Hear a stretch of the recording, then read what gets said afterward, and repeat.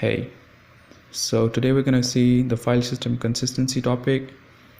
This actually happens when we do a write operation in the operating systems, and that happens when you try to have a write call. You take some block and you try to write it, but the write doesn't happen instantly. It takes some time, and what it does is that it reads from the source, puts it in a buffer, and then after some time it reads to the destination. What if our changes were in the buffer and we somehow shut down the system and the destination doesn't have the file? Now these changes are right, maybe it could be in RAM, it could be anywhere, but they are in buffer. So we have to, once we come back and turn on our system, we have to do a file system consistency check, and that is why you do see a blue screen that says that they have to scan all of your partitions. So in Unix, the fsck utility does it, and in Windows we have the scan disk.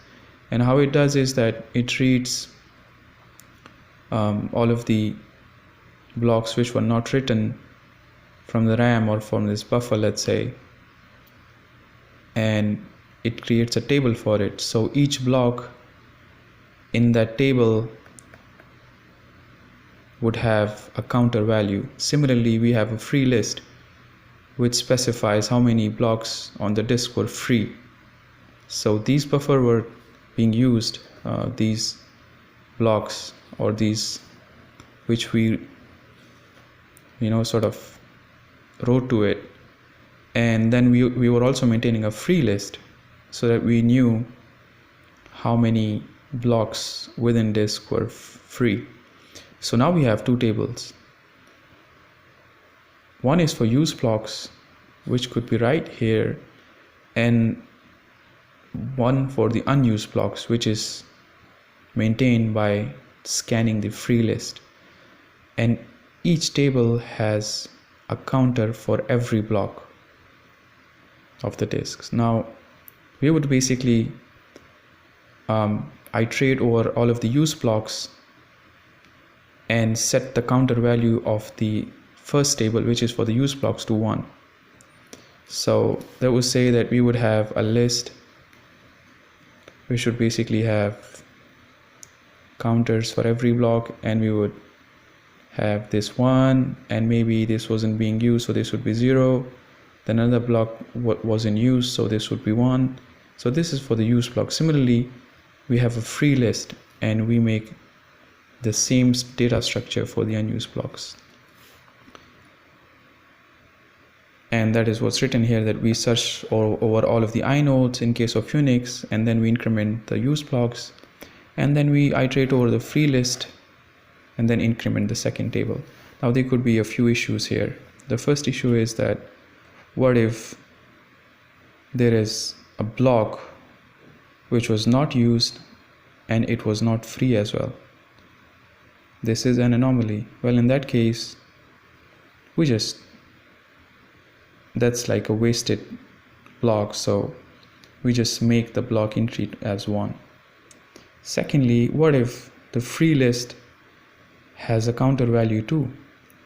Now that is an anomaly that we'll discuss in this case, but in this case we just rebuild the free list, not this list. This is a list for the unused blocks. We just rebuild the free list that we had. It's basically a data structure that we keep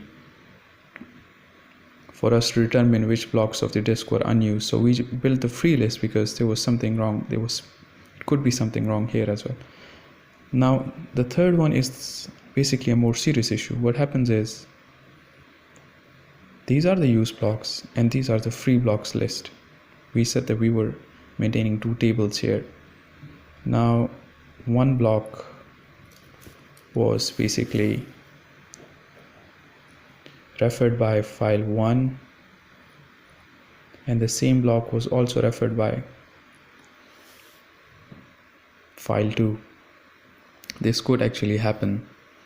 Now to get rid of this issue, what we do is we create a new block and we copy the contents, the same contents here, and then we make sure that either of this files counts to, refers to that new block, and then we make this 1.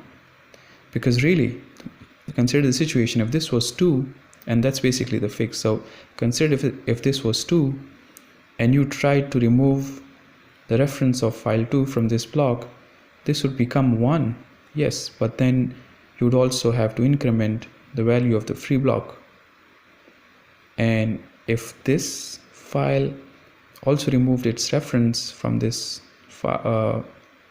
block, then our free list would become 2.